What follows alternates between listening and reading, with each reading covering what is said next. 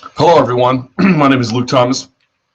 It is Wednesday, February 18th, 2015. This is the Promotional Malpractice live chat. Now, this is a weird time because we normally don't start at 2. We normally start at 1 p.m. East Coast time.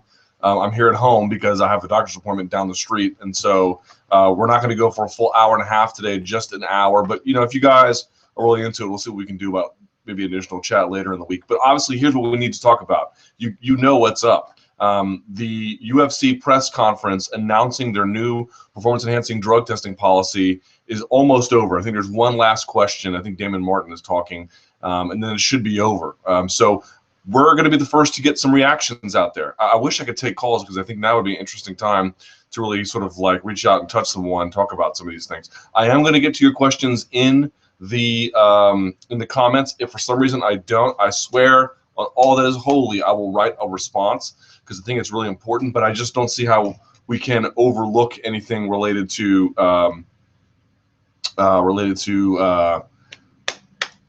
this press conference.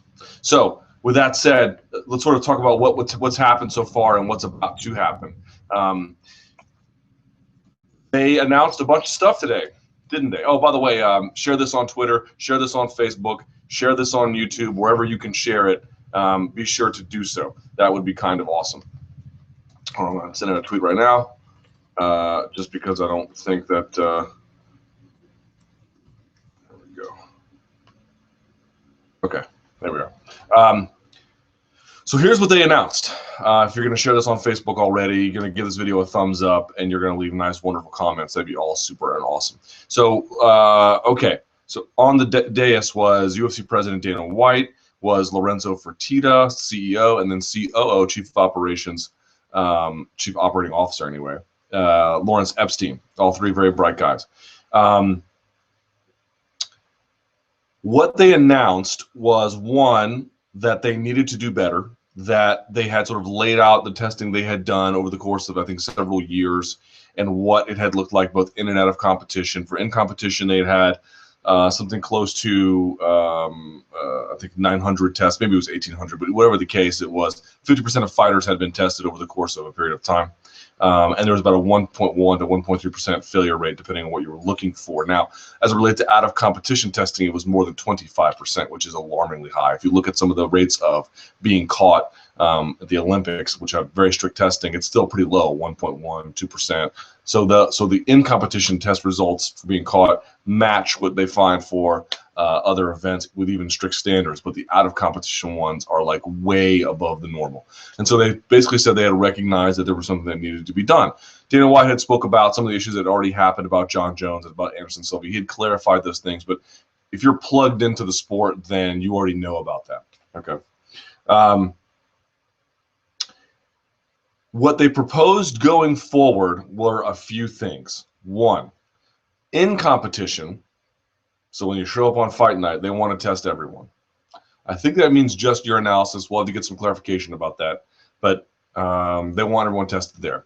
For main eventers or championship fights, they want to have randomized testing related to that period in which they're going to compete. Now, that's still a period that you know is coming if you have a title fight announced, but it's a longer period. It's still a little bit more rigorous in terms of a screen. But the big one to me was they want to have, on top of all of that, year-round for all fighters in the organization out of competition testing. Now, how many times those guys will be tested year-round, we don't know. Who's going to be doing the testing? They say it's going to be people in a third-party organization. Could be USADA, could be VADA. We don't quite know just yet, but they're certainly working that out. What they want to do is, because this is a difficult issue, they don't really have jurisdiction on some level to propose some of these penalties.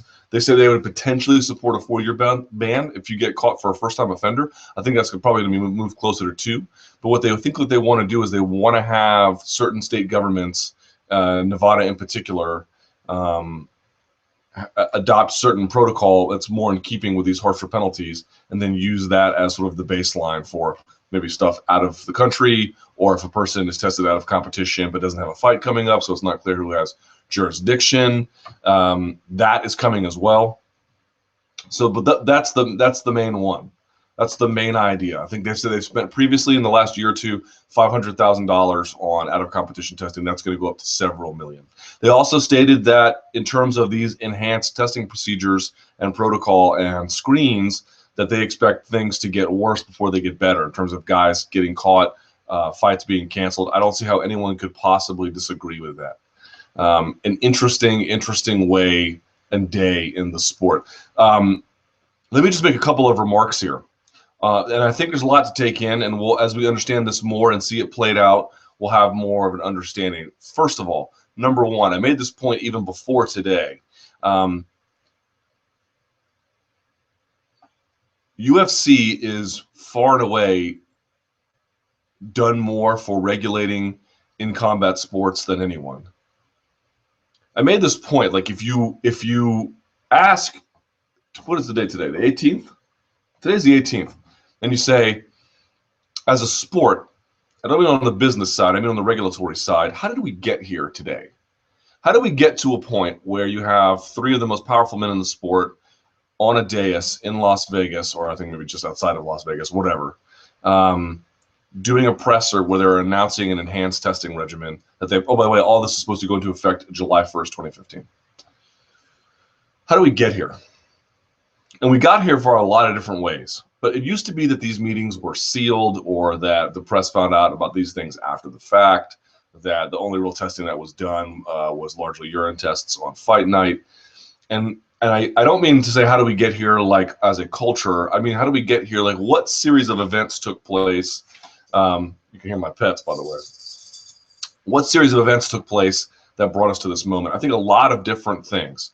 But the key one for me has to be the nature of TRT, because it forced upon us a closer examination of what was happening in the sport, about guys sort of finding a legal loophole to things, about guys who had been caught, about guys who had been using and we didn't hear, about discovering that these medical records in Nevada were publicly available, about whether other states were using it, about guys having to get cornerman's license like Chael Sonnen, but couldn't do it because they had failed drug tests, but he was using testosterone.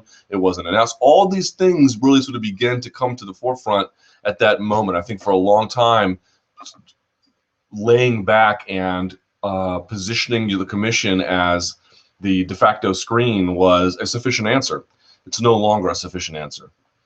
And I think, you know, there's been other things that have led us to that point, but I think through fan curiosity, access to information, and really the TRT was, I just think it was Pandora's box. I really truly believe it was Pandora's box that went kaboom. And there were other drug testing issues in other sports, like, you know, Eric Morales and USADA and things like that. And you know, of course, George St. Pierre and Johnny Hendricks doing their whole bit. So there's been a number of, you know, factors working in confluence to bring those things to bear. But that's how we got here to this moment. Again, series of events. But that was I think the catalyst for change. And so I guess what I mean is we take an even bigger picture of what has happened. When you look historically at what has happened in combat sports, and I'm going to remove wrestling because wrestling it's tied to the Olympics or it's tied to the NCAA. It's not really part of this athletic commission experience. If you look at just the striking arts or the ones that are regulated by athletic commissions, who has done more for anti-doping than the UFC? Nobody. Nobody. You can't. It's a simple test. There's a promoter or organization that has done more. I don't mean like a testing organization. I mean somebody who's in the for-profit business here. Who has done more? Name them. You can't name them. That does not mean that what UFC has done is in any way perfect or even maybe good. In fact, in some ways, you could look at that answer and say, that just shows you how far apart we are. And that maybe in the case of the Kung Lee situation, that they were, you know, half-assed in it at times. All these arguments, the two aren't mutually exclusive. You can both say that all that they've done is entirely insufficient, and you can also still say that puts them clearly ahead of everybody else. But it's the truth. It's the absolute truth. I think my fundamental point is this: if we are trying to trace the arc of history and the trajectory that we are on a journey here. And this is simply our stage in the journey. Whatever they announce today, this is not going to be written in a stone tablet and brought out by some Messiah of God. It will also over time be amended, changed, rejiggered, however it needs to be. But the trajectory is pretty clear here. And so I know that there's going to be a lot of blame put on UFC for maybe dragging their feet or obfuscating in other ways or whatever the case may be. But I would like to point out, and I think you have to, I think it's important to make this point as part of the fundamental essence of the conversation. If you can point to me at somebody in combat sports that has done more, that has pushed the boundary in terms of forwarding the cause of anti-doping, name them, because I certainly cannot. The answer is UFC far and away. They are the vanguards here. And again, it's behind what it is in other industries, although with this new policy, maybe not so far behind NFL. NFL took them until 2014 to catch LaRon Landry. I'm supposed to believe this is some robust testing program that they have there. Please be serious. It's not. It's absolutely not. MLB's is a little bit better. They had their own steroid moment. NHL, I don't think, is particularly great, nor is the NBA. So this idea that, these other leagues have these vastly superior programs. MLB might have a case, but no one else really does, especially not with this new program being implemented, if that it gets implemented as it is. And I think we really have to take an awareness of history. Maybe combat sports is the dirtiest relative to other sports, and that you want to hedge what I'm saying about UFC by taking a grander picture about, well, their standards are only here and everyone else's standards are here. We can have that conversation too. But I'm simply pointing out to you, I think it's getting better. I think we're on a journey. I think we're on a path. I think it's one foot in front of the other. And the UFC is at the front of that line. These are just simply indisputable facts. And I think we should acknowledge UFC's role in that. To not give them that courtesy or simply that historical acknowledgement, for lack of a better description, is just purposeful malpractice. It is. So there's that. On the other hand, that does not absolve them from criticism. That does not absolve them from inspection. That does not absolve them from scrutiny. All of those things are also still totally relevant. And so there are probably many takeaways to this. It was not clear whether all the tests would be blood and urine or just one or the other. Some of these collection policies are going to have to be sort of examined. Again, how many times a year are these guys going to be tested? And I'm not just talking about the in-competition ones that we know about, or for main eventers or championship fights. I mean the out-of-competition for everybody. Are you going to get tested twice, once? What's it going to be? Once is better than nothing, but is it really enough? So we can have all of those conversations too. The one that, two of the points that stuck out to me, one, and I think the UFC is 100% right to mention this, at least to put pressure, if not outright demand. I don't know if you can outright demand, but at least to put pressure. They're saying, look at what we're doing. We want the rest of the players in combat sports, including boxing, Top Rank, Golden Boy, Al Heyman's new outfit, PBC, to do more. Now, they didn't mention them by name, but they wanted other players in combat sports to do more. And I have to be honest, I think Scott Coker is a promotional genius. I really do. I mentioned it before on this live chat. I think whatever I mentioned before, what Scott Coker does works. There's no doubt about it. But I have to say, I have found his answers on drug testing to be totally insufficient and frankly anachronistic, right? The answers you would have given 10 years ago. This ain't 10 years ago. It's just not. And I know Bellator, I've excused them because I've made the point. If you accept that UFC's had 90% of the best fighters, then what they do matters, because if only 10% are getting tested in some sort of advanced way and UFC wasn't, you still have 90% of the fighters not being tested. So what UFC does matters far and away the most. But I have to say, they're absolutely right to say, you work for a Viacom-backed organization and you're giving us answers from 2005 era realities. This ain't 2005. It's just not. And you are absolutely right to ask more questions about Scott Coker's stance on regulatory mechanisms for testing. Fact. It's just the truth. So there's that. Like, what will this lead to in terms of other organizations doing more? And I don't know that it'll have much effect in boxing. They're not so brand forward. I mean, UFC is very brand forward, very brand specific. Top Rank and Golden Boy, they want brand visibility, but not nearly to the same extent. It's mostly for insiders and to create a skeletal organization in which to operate. The other key takeaway that I had from this, and there'll be more along the lines, but I mean my immediate reaction is the independent contractor status. He's a very bright man. Lawrence Epstein, chief operating officer, had said that there's going to be some jurisdictional issues. It's why they like working with commissions as opposed to working over their heads, because they have the legal authority and oversight over these things. So when they test and catch, it's all within that legal framework. When they do it, they might have some legal authority here and there, but it begins to get a little bit dicier depending on what kind of test and what kind of result and what kind of fighter and what kind of status. So, and I think that's a fine answer. I think that totally makes sense. But I think Brett Akamoto asked him, or maybe it was Kevin Ioli, I can't remember exactly, what are you going to do if a fighter doesn't have a fight lined up, is in their home state, and then you get one of those larger out of competition tests and it catches them? Who has authority there? And I mentioned what they had intended to do, but one of the things that he said was they're going to try and strengthen their contracts with the athletes to give them some of the power to regulate them and suspend them in that kind of way. That to me was a little bit troubling. Now I need to hear what he means by that. I'm going to give him the benefit of the doubt. I've actually already asked for an interview with him. Once he said that, I sent out an email immediately because I want to know what that means. But to me, he made this point that the athletes, well, on a previous question, but he had articulated this, that these fighters are independent contractors. They're not employees. And when they're employees, there's more you can ask of them, but there's more you have to give back in the form of, taxes and Social Security and retirement and maternity leave and all kinds of different things you have to do. It's a much more onerous, burdensome relationship for an employer to have employees versus independent contractors. Guys, I mentioned this before with the uniforms. It's not the uniform per se.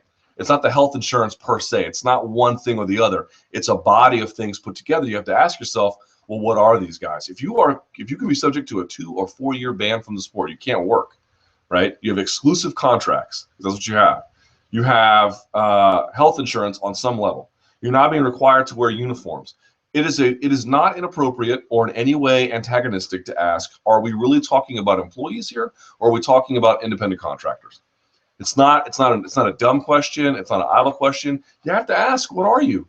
Because I think we can all agree the UFC is trying to put their best foot forward in enacting newer, stiffer, more comprehensive testing policies that I think most people are in favor of, that are in keeping with what other sports organizations in large part try to do, or in some cases outright do.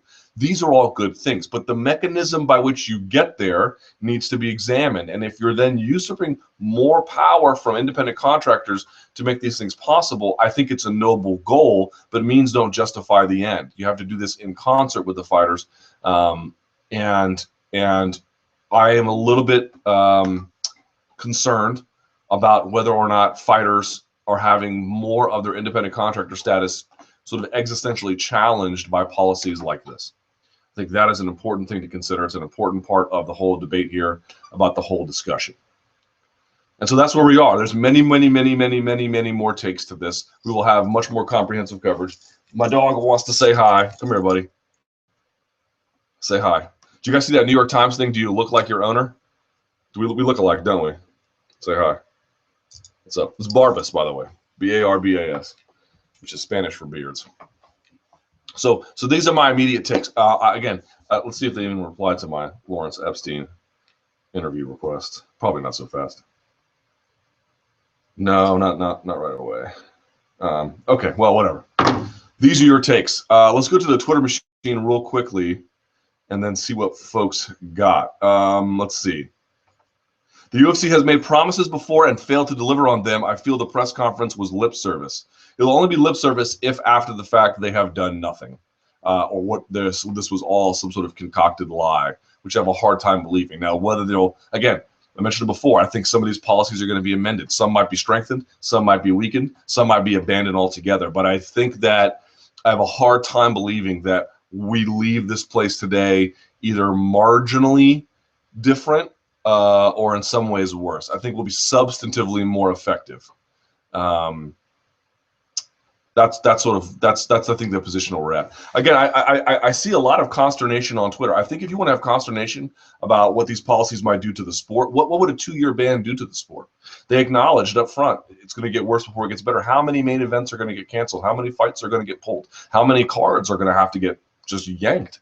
What's going to happen? They said they're prepared for this, that they are a strong brand. The UFC, if there's one thing about UFC you have to give them, for better or for worse, and mostly for the better, they have an unflappable belief in themselves and an unflappable belief in their brand.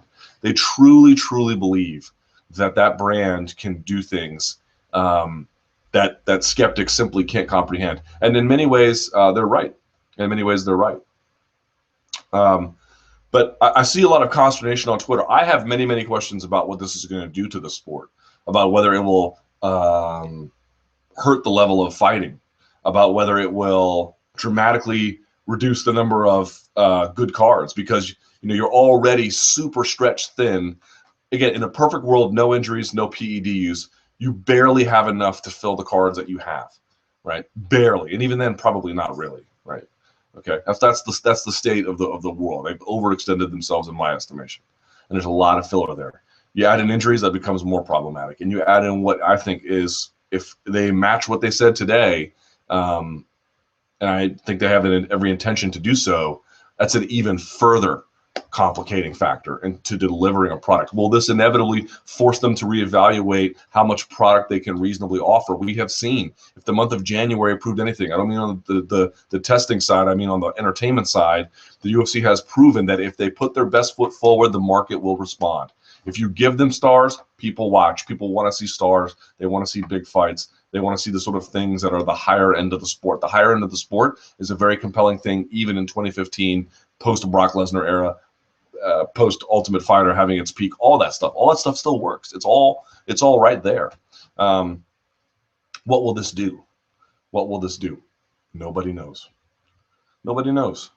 I'm willing to entertain a bunch of different theories, but I wonder if after 2 years of having several main events, okay, so I said 25% we're getting caught.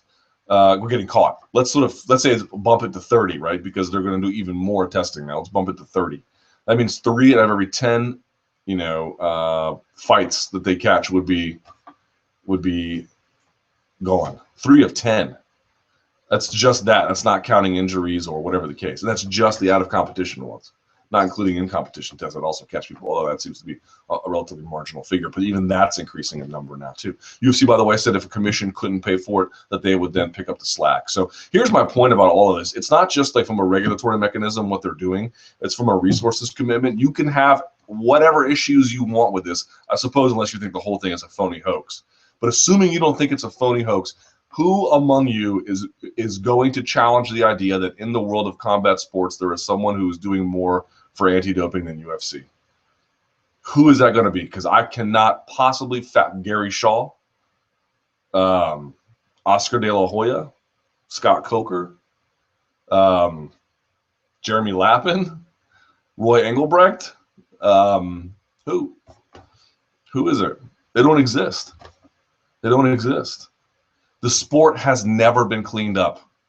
Well, welcome to the reckoning, because it's coming.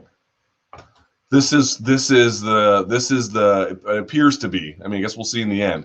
This appears to be the come to Jesus moment. This is the reckoning. You have summoned the winds. Now listen to them howl. So that's where we are. I'm happy to hear your takes on Twitter. If you want to send them to me at SBN Luke Thomas. Someone asked, "What do you think about Anderson Silva still being the #1 ranked middleweight fighter?" I haven't thought much about it, to be honest. If they want to remove them from the rankings due to this issue, I wouldn't have a problem. How do you evaluate the win over Nick Diaz? Because he's not a true middleweight. He wasn't ranked there. How much spot did he lose before? But maybe 1's probably a bit high, but top 5 is probably certainly justified. How does this new drug testing policy affect fighters in medical marijuana or legal pot states? Don't know. We're going to have to find out. Although Dana Whitehead made a point that out of competition testing is not supposed to get guys for drugs of recreation.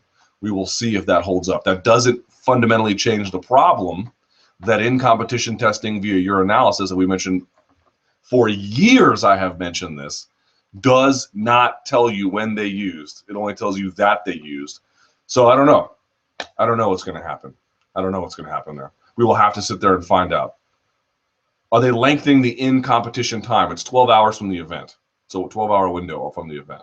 I read that on USADA's page a couple of days ago. Let's go to, if we can, the questions here. I might start at the bottom since everyone's kind of hot and bothered by this whole situation. Let's see what we got here.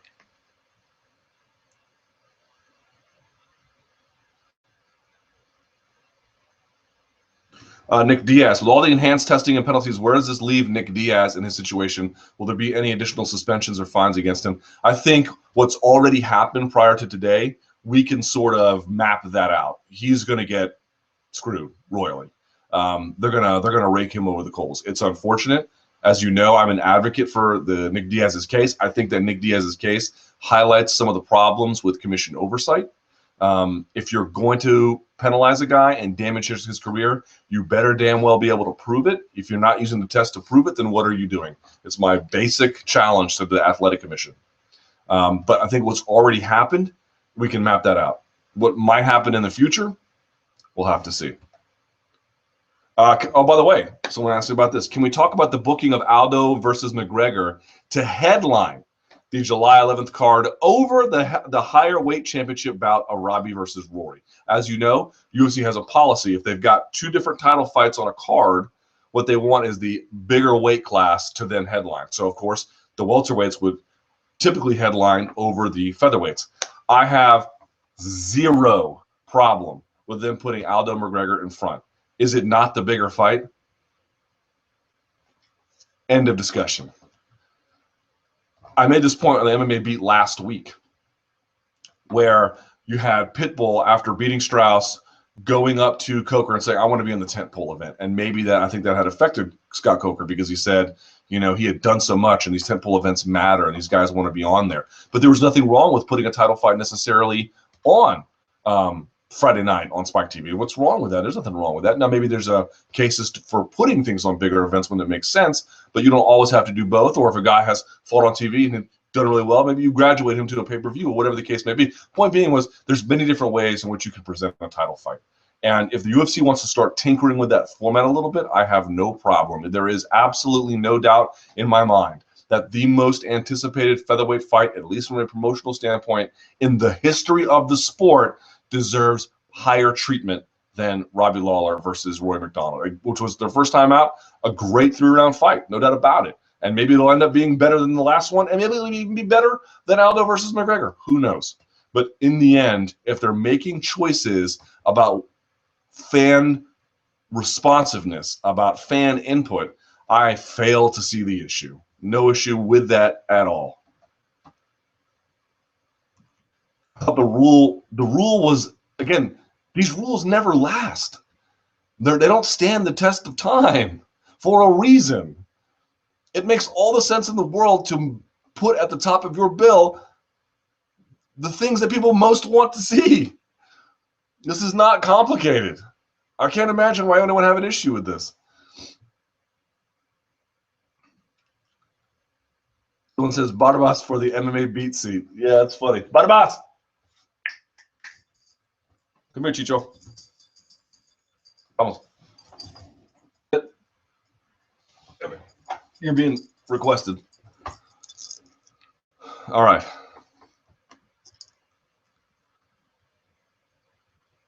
You think GSP being enticed to come back to a cleaner sport alone could pay for all the annual drug testing expenses they are looking at now? I don't think that GSP alone could make much of a difference one way or the other. In fact, he might be good for an event or two or three. Who knows how many he really has left? But I think the bigger question for me is they're going to spend millions trying to now test people for the in-competition ones where commissions can't do the job. They're going to have the larger out-of-competition testing. They're going to have the sort of out-of-competition one for headliners and title fights. And then all the costs associated with having guys fall out. They are going to spend a ton of money. Again, if you can point to the folks who have done more for anti-doping in combat sports outside of wrestling or judo, where it's completely separate regulatory mechanism, let me know. I'll be right here. You can email me at luke.thomas@sbnation.com. I would love to hear an answer about who has done more. You can have criticisms about the policies. You can lambaste them for their inadequacies, but they are far and away out in front of everyone. They are about to lose a lot of money doing this. There's just no doubt about it. I'm not saying they're going to lose all their money or they won't net make money in a year, but they're going to lose some money. They're going to lose some serious cash. New UFC drug testing means for guys like GSP and older fighters. I've always thought GSP was on PEDs during his time in the UFC. This is not me saying this. This is the reader. I know he's a fan favorite, but for most, but do you think it's a good idea for him to come back? We've already discussed this. Also, I'm in no way going to comment on that. UFC's 500K for drug testing seems a bit small to brag about during the press conference for a company self-valued at over $1 billion. I certainly would say it underscores the need for more. Yeah. Metamoris Eddie Bravo Invitational. Luke, I know you were asked about Metamoris' 5 date recently. What is the reasoning for the delay in this event? I don't know. I asked if it was a money issue, and they said no. So I don't know if that's the truth. I don't know if my source is the best, but there you go. Any leads as to fighter bookings? I haven't heard. Oh, no, I did hear some, but I can't say actually. Your thoughts on the Eddie Bravo Invitational and its viability on the national scene? I don't think jiu-jitsu on any level has much of a spectator sport future beyond a few things like Metamorph super fights or, the finals of the black belt finals of the IBJJF Worlds. But all right, say goodbye, buddy. Say goodbye. Yes, I know you're the sweetest dog in the world, but your breath absolutely reeks. But I will say I've watched Eddie Bravo Invitational and I love it. I'm not one of these guys who's a big rubber guard guy. I'm not one of these guys who's a big, submission only is the only way forward. Submission only has a lot of value. It's great. It's an awesome way to do an event. I totally love it. I particularly like Eddie Bravo's way of adjudicating the finals when there's guys starting in certain positions and who can either get out the fastest and then they add up all the time, or you can get subbed out in that amount of time as well. Yeah, you look up the rules for EBI's policies when they exceed the time limit. I'll put it that way. It's great. Is there anyone getting a stream yet? Blah blah blah blah blah. 4-year ban. Luke, is a 4-year ban from the sport realistically enforceable? I intend to find out. I absolutely intend to find out. In the end, I don't think 4 is really going to happen. 2 might. 2 might. Because even Dana White and Lorenzo Fertitta said at today's presser that 9 months is just simply not enough. They said that. Can you believe that? Like, that's a monumental shift for them to say that. To say the current way in which most states do this for first-time offenders is simply inadequate. Whoa! That's we've been waiting to hear. This is like it's. I don't want to bring up that because it's nice to hear things that you know to be true and aren't verified to make you realize you're not crazy. Everyone knew 9 months is simply inadequate. Not that it's an insignificant amount of time, but it's not nearly significant enough. And to finally hear the UFC come out and say these are inadequate screens for deterring PED use is like, okay, great. We're now all operating under the same premises here. We can argue about which way to go and which policies are effective, but at least we're all sharing the same ideas for the most part, at least on that level. Last, Lawler versus Rory Mack. Luke, what do you think about this fight? I don't know. Lawler's interesting. He starts strong, fades, and then ends strong. And I think that might be bad for Rory, who's sort of like this, Any prediction that fighters will want to sign with other promotions to avoid the extra testing and harsher punishments for positives that the UFC will impose in and out of competition? Good question. Good question. Are people now going to be more, if Bellator or World Series of Fighting or wherever the case may be doesn't want to do more enhanced testing, or can't, right? Like World Series of Fighting, they don't have the money to do more enhanced testing. So I think pressuring them to do more is simply unrealistic, right? But Bellator's in a bit of a different spot. And again, you can look at it 2 ways. 1, they have a Viacom backing, or 2, they have a Viacom backing, but they need to be making money on their own. If they're not making money on their own, this is problematic, and they can't afford to incur more expenses that delay further the ability to make some cash. Whatever way you want to look at that, I think you can adopt both sides of the debate. But if they don't end up making any changes, for those who can, does that entice people to then sign with those organizations to have a competitive advantage? We're going to find out. These are questions that the speculation is hard to say. I think in the end, probably not, at least not to a dramatic degree, but you might get a few. You might get a few. Let's see here. Nick Diaz request blood tests post-fight, like placing a stipulation in his contract to protect him in future bouts, proving he's not under the influence of marijuana. That is an interesting idea.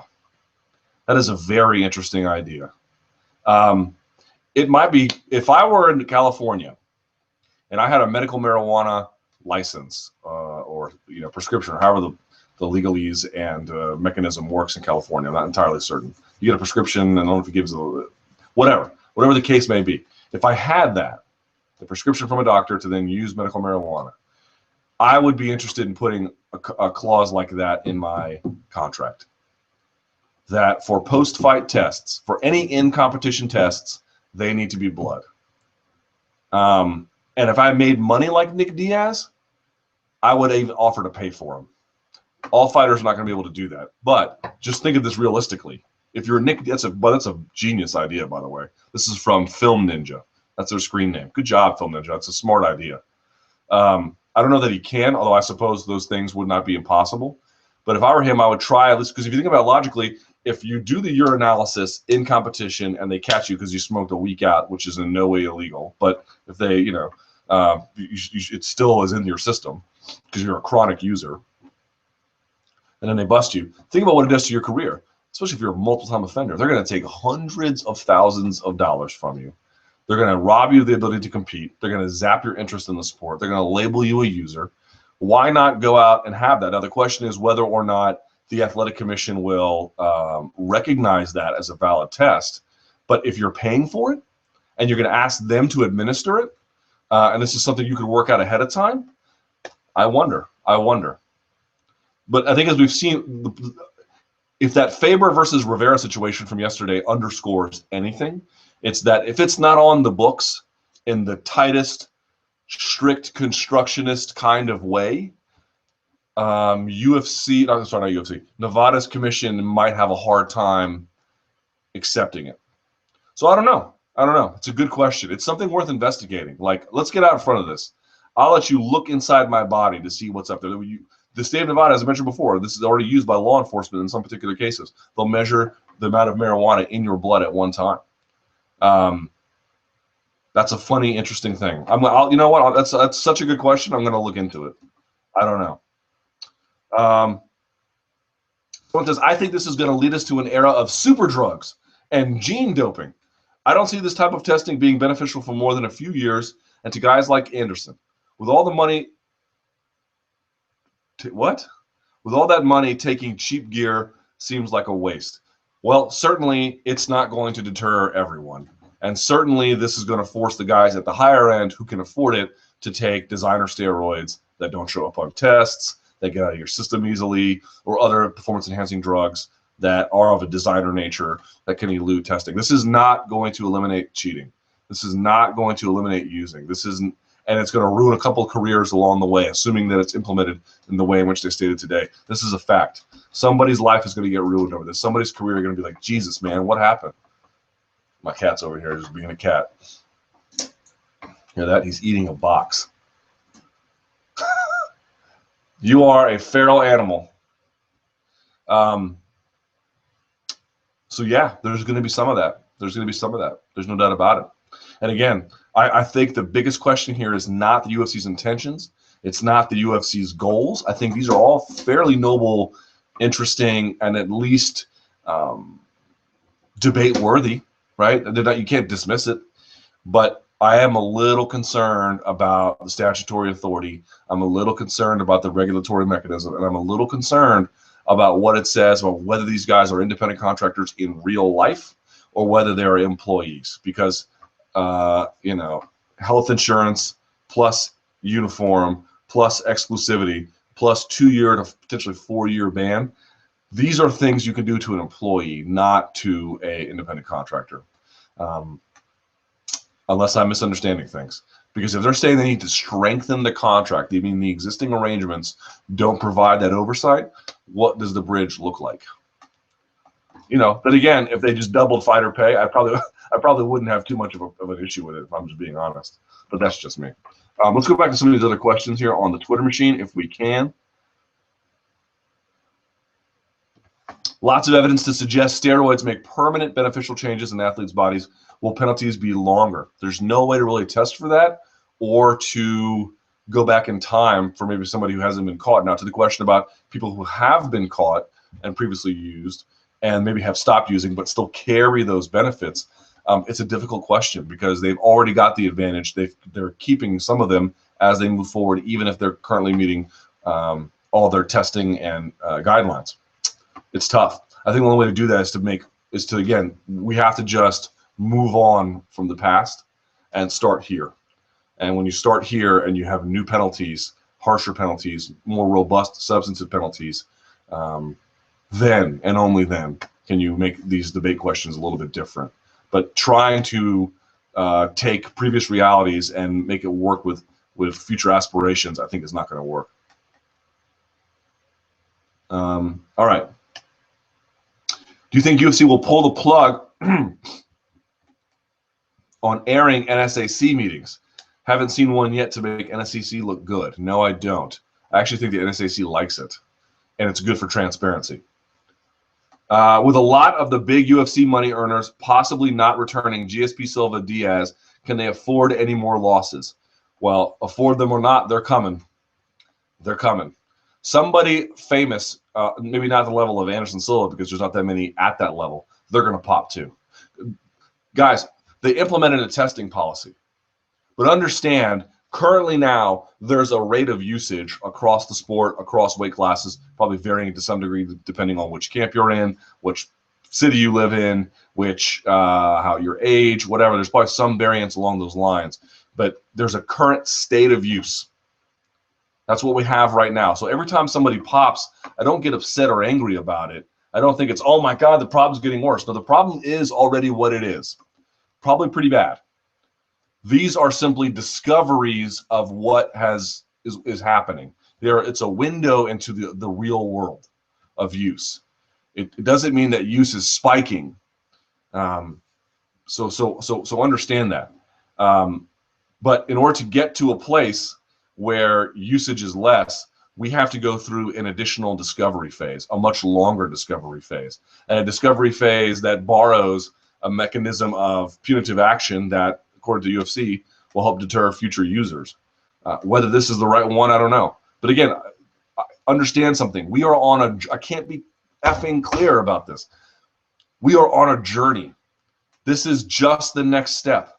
This policy is going to be amended one way or the other. One way or the other, different aspects are going to be abandoned, strengthened, altered. You get the idea. Insane animals I have in this house. So we need to follow where that's going to go. We need to see what's going to happen with that. We need to understand that this is a project in motion. This is not the finality of the project. And as it changes, so will the project, and so will the state of the reality of usage in combat sports.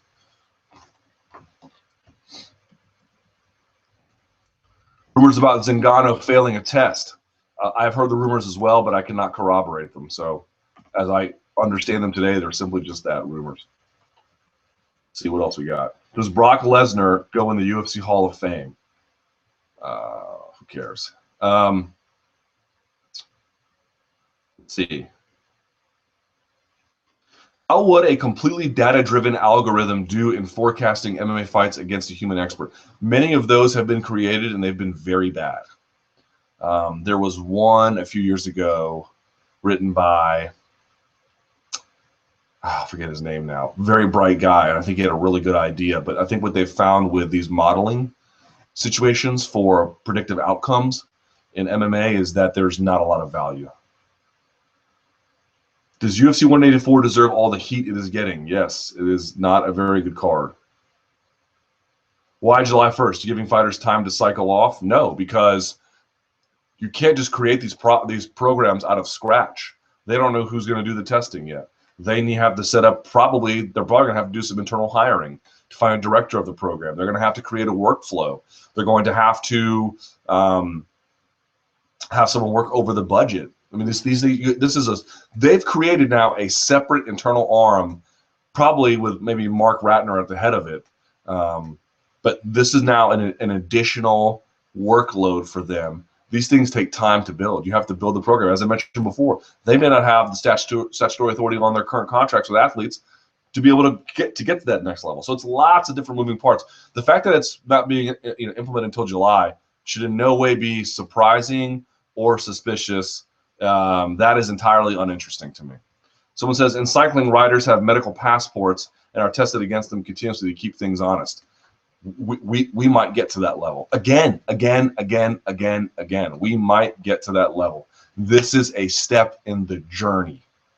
This is the next step, and we're going to get a new reality, and maybe it'll be enough, and folks will say, this is great, or maybe it won't be. But either way, we are in a continuous motion of history. This is merely just one stop on the trip. Here this is my cat. All right, get out of here. His name is Moko. Let's go back to the questions on the live chat.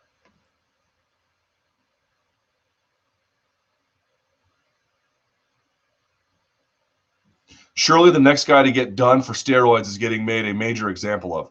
Also, how stupid would fighters have to be to think they can get away with it now, or am I being too naive? You're being too naive. There are definitely some guys who are going to get caught. It's inevitable. There might be many guys who get caught because they simply think, oh, I won't get busted. These sorts of things are inevitable. So, yeah, the next person that gets caught, they're going to be like, great job. You really just ruined your career. Smart. Lots of questions about the Diaz suspension. Do you think it's a bit hypocritical for the NSAC to make an example out of Diaz when they messed up in the first place and put his health at risk by, of course, getting the results after the fact for, for Anderson Silva's positive test? Dana White came out and basically sort of stated that the Athletic Commission, I got gifts for there, my wife, the cat's going through the bags. The Athletic Commission didn't get the results in time to make those kinds of assessments and therefore couldn't have reasonably informed Nick Diaz. He was adamant, in fact, that they would never let a fighter go if they knew he was on steroids. They got the results after the fact. I will take them at their word and let that be that. I mean, if there's so many other issues to address relative to what's happening here versus sort of idly speculating or accusing people with no real evidence that they have done X, Y, or Z. Certainly that the test results should have been in before the fight. I agree with you, but that they weren't alters our ability to have different forms of criticism. There's still criticisms we can make that they should have, that they were negligent by not doing that. But that's a different argument than you knew and then you let this happen. That's a greater degree of, frankly, negligence and malfeasance. And without corresponding evidence, I'm simply unwilling to follow that line of argument. I also have another dog, by the way, but she's shy. She's two different color eyes, half husky, half chow. She's huge. And she's beautiful, but she's a little shy. Let's see. With the Reebok deal getting closer, any news on who is doing the official rankings? I actually had a conversation about this the other day, but we don't know the answer to it. Just that they are still interested in fixing the rankings, but I don't think the rankings are fixable, at least for what UFC wants to use them for. I don't. The idea of fixing them is an impossibility. Happiest man today has to be Rory McDonald. Caught his current opponent cheating and parlayed it into a title fight. In the words of Bruce Allen here in Washington, D.C., that's called winning off the field. Your animals are awesome. They should be featured more. Maybe they have some opinions on MMA. Someone makes fun of me and says, we're on a journey, and the cat eats box in the background. Story of my life, dude. Story of my life. I don't have nice TV sets. What can I say? Let's see.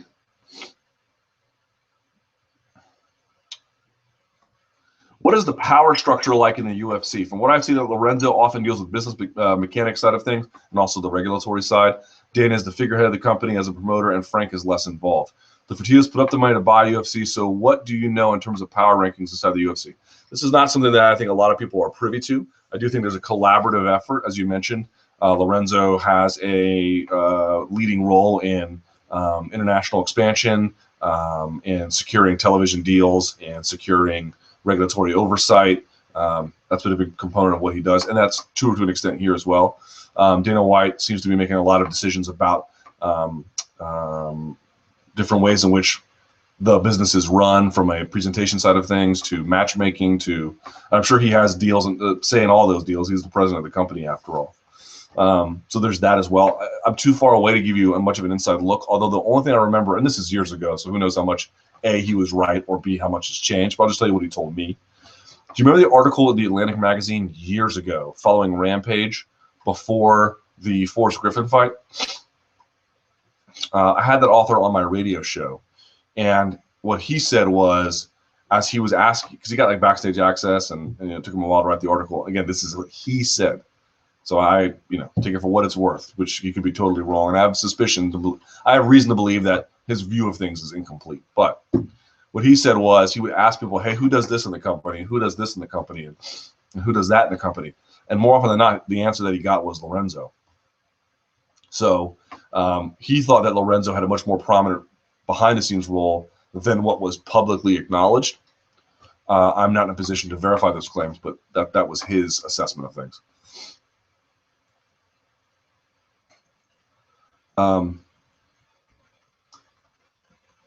This keeps coming up, so I just want to put this to bed. There was a video that came out of Ronda Rousey and BJ-PED rolling. And maybe I'm not supposed to say this, but I'm just gonna. Everyone was like, oh my God, look how good Rousey did. As I understand it from someone who was actually there, after that, PED picked up the intensity and mollywopped her for a while. That had no trouble with her. If you notice, when he's grip fighting, he's not even bent over. He's just sort of like doing this. When you're grip fighting, man, you have to have the sleeves up, elbows in, you're hunched over, and he wasn't doing any of that. And I have it from a person who was there, who was like, no, you don't understand. This was a beating, and it was Penn doing the one handing the beatings out. So, but this is not an indictment on Rousey. This is not one of these things where you're like, oh my God, she lost to Penn. You're supposed to. A judoka who, even as good as her, is not going to come in and beat a jiu-jitsu world champion in rolling. It's not going to happen. You ever seen footage of Marcelo Garcia rolling with Jimmy Pedro? It is one-sided. Now, if it was a judo competition, Penn would be getting torched, of course. No doubt about it. That's the way the world's supposed to work. It doesn't mean Rousey's a bad grappler, or that she can't hold her own, or that she's not awesome. We know she's awesome. She has a bronze medal and a UFC belt. Her resume is great. It's set. She's really good. That she can't beat a specialist man who's heavier than her, who, was first American to ever win the world championships. That should not be a surprise to anybody. That's the way it's supposed to be. So ease up with all this, oh my God, Rousey better than Penn in jiu-jitsu. No, but that's not like an indictment on Rousey. Injuries and PEDs. Do you think a correlation between the increased drug testing and the increased string of injuries? Since PEDs are probably used by athletes to recover from or prevent injuries during training, is it possible we'll see even more injuries when some fighters stop using? This is something we have to monitor very closely, because if there is a deterrent effect, and if, again, follow me here, these are ifs.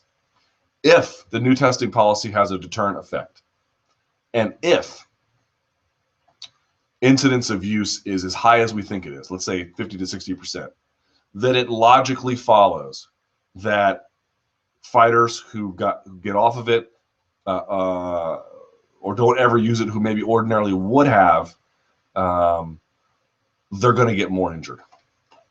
I don't see how you can avoid that, because I know it is quite certain. I don't know anyone personally, but it is certain that if you talk to fighters, there are all kinds of guys out there using things to help them recover from training, right? Maybe that's what Anderson Silva was doing. We don't know, but it's possible.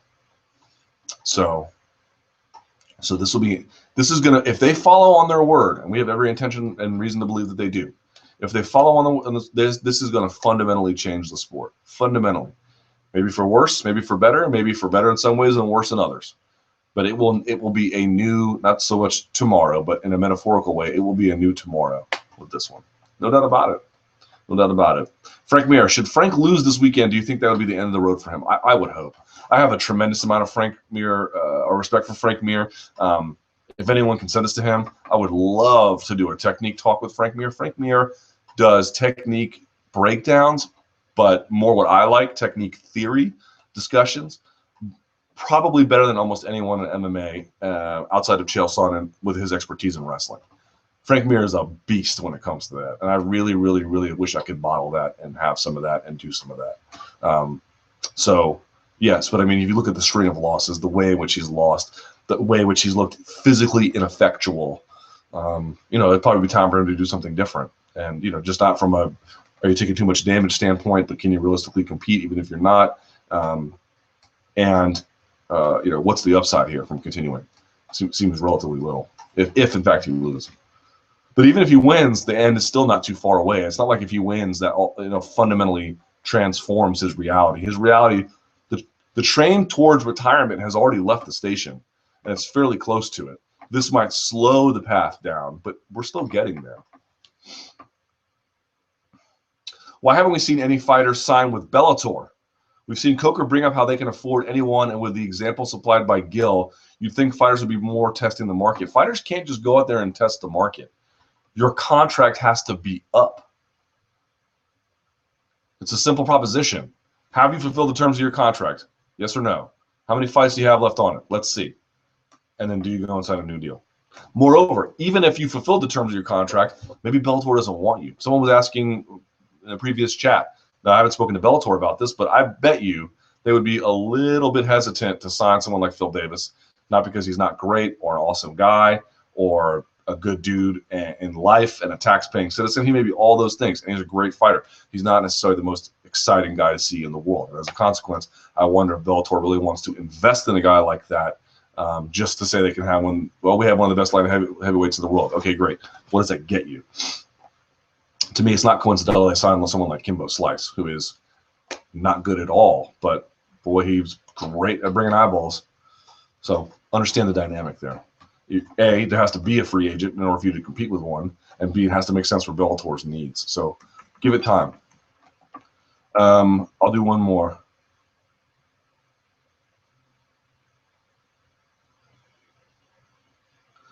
Gustafsson appealed for a PED test of Anthony Johnson prior to UFC on Fox 14.